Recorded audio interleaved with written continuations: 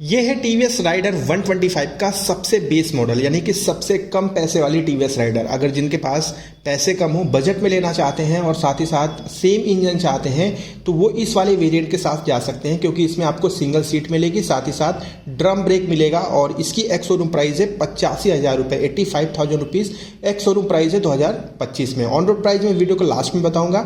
सबसे पहले यहाँ पर देखिए, कोई भी डिस्क आपको नहीं मिलेगा। यहाँ पर 130 mm का ड्रम ब्रेक कंपनी लगा कर देगी, लेकिन इसमें आपको एसबीटी यानी सिंक्रोनाइज ब्रेकिंग टेक्नोलॉजी मिलती है। पिछला ब्रेक लगाएंगे तो अगला ब्रेक साथ में काम करेगा।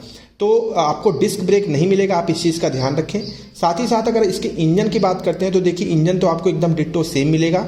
Single cylinder oil cooled engine है, 124.8 सीसी का इंजन है और 11.38 PS की पावर मिलेगी और 11.75 न्यूटन मीटर का टॉर्क मिलेगा।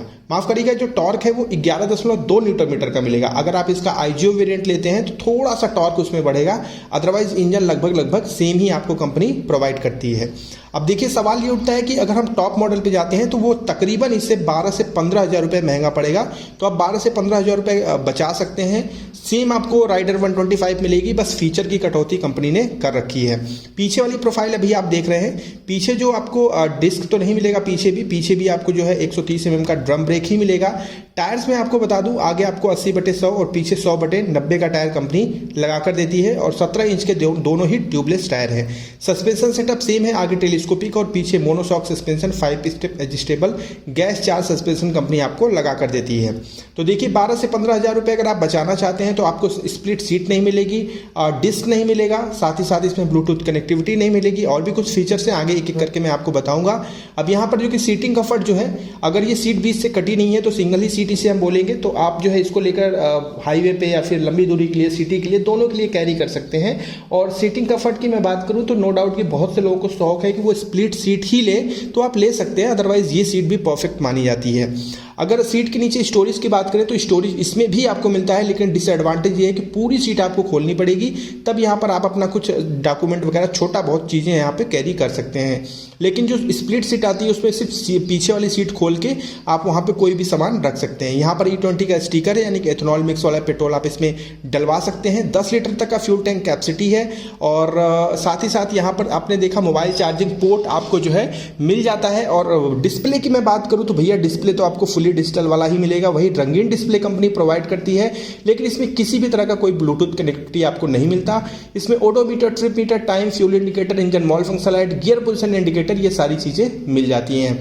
साथ ही साथ यहाँ पे स्विचेस आपको सारे के सारे मिलेंगे, लेकिन आई स्विच नहीं मिलेगा, आप इस चीज का ध्यान रखें, क्योंकि ब्लूटूथ कनेक्टिविटी इसमें नहीं है। साथ ही साथ यहाँ पर इंजन के वो आपको मोड स्विच मिलता है, जिसे आप इको और स्पोर्ट मोड में इसे तब्दील कर सकते हैं। इको मोड में चलाएंगे तो आपको बढ़िया माइलेज कंपनी प्रोवाइड, मतलब बाइक आपको जो है बढ़िया माइलेज प्रोवाइड करेगी।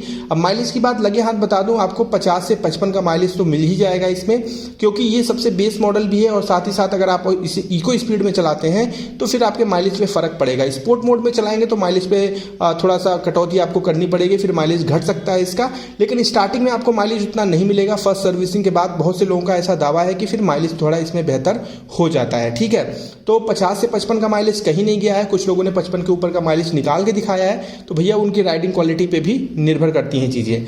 5 गियर बॉक्स का सेटअप मिलता है। अब इस बाइक की लंबाई है 2070 mm, ऊंचाई है 1028 mm और ग्राउंड क्लियरेंस 180 mm का है। इंडियन रोड्स के हिसाब से परफेक्ट है। 2 लोग के साथ भी बाइक नीचे से नहीं टकराएगी, लेकिन अगर 3 लोग के साथ चलेंगे तो फिर थोड़े बहुत चांसेस हैं कि बाइक नीचे से टकरा सकती है। और वजन इसका 123 किलोग्राम इसका वजन है।